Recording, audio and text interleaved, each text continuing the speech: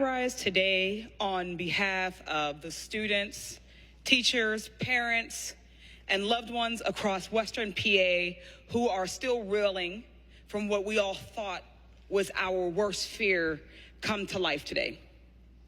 Just days after families in Nashville went through an unimaginable hell of losing their 9-year-old children because they had the audacity to attend a school in America, we received word about an active shooter situation back home in Pittsburgh. First at Central Catholic High School, then Oakland Catholic High School, and eventually a dozen of our schools across Pennsylvania. Imagine, you're a kid in Central Catholic. You've gone through the active shooter drills, and you saw the news on Monday and heard about every school shooting prior, and today you get a text that a gunman has entered your school. You're wondering if you'll be shot. Will it be your friends who are shot, your classmate, your teammate, your teacher? Can you protect them, or should you run? Do you have time to text your parents one last time? Imagine you're a teacher hysterically crying to the dispatcher a minute after you heard the news. You realize the lock on your door is broken, so you start building barricades with desks and chairs. You ask your students to protect themselves with whatever means possible, from the metal rod in the closet to the acid chemicals in the physics lab. Imagine you're a parent and you receive that phone call or text. Your heart stops, your world freezes, and your mind starts to race. Can you get to the school on time? Will you ever hug your baby again? Will they meet you at the reunification spot? Active shooters, hoaxes, evacuations, active shooter drills. This is no way for our kids to live. This is disgraceful. And no, to my colleagues across the aisle, this is not normal. Active shooters aren't normal. Shooting hoaxes aren't normal. The evacuations and the active shooting drills aren't normal. There's nothing about this that is normal. Guns are the leading cause of death for children between the ages of 1 and 18. Not car crashes, not illnesses or accidents, it's guns.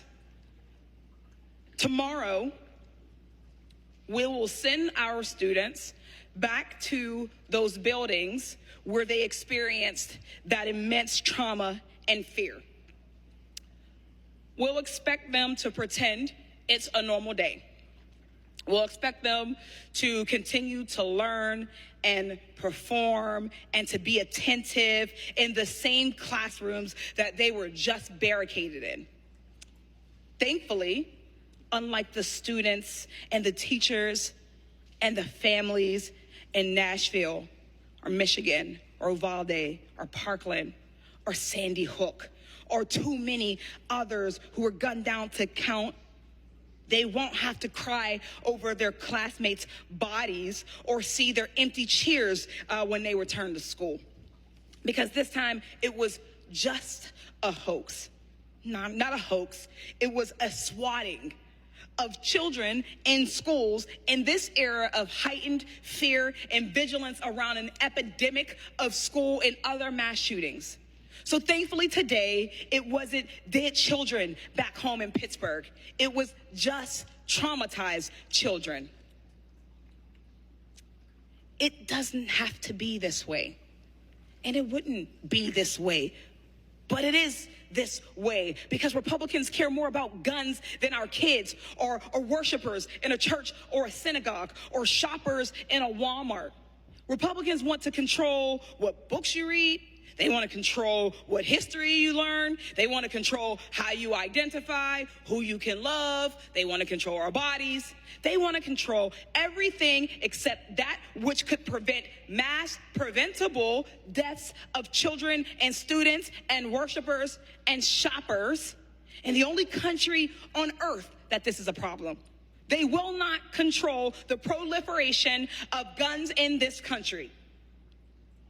And for those of you who say it's too political to ask that we put an end to bullet-ridden babies in body bags and traumatized kids doing active shooter drills in their elementary schools, I ask you to stop putting your politics over our children's lives.